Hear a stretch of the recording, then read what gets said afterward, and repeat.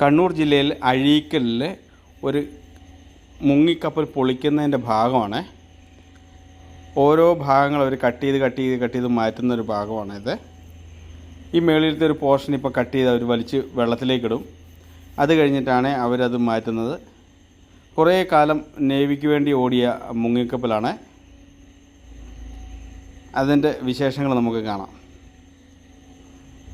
ഇതൊക്കെ നമ്മുടെ ജീവിതത്തിൽ അപൂർവമായ കാഴ്ചകളാണ്.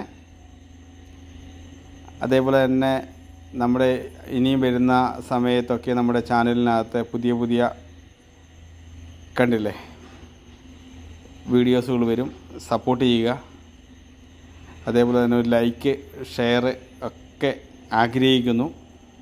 മനസ്സുണ്ടെങ്കിൽ സ്നേഹമുണ്ടെങ്കിൽ തരിക. നമുക്കിനിയും അടുത്ത വീഡിയോയിൽ കാണാം.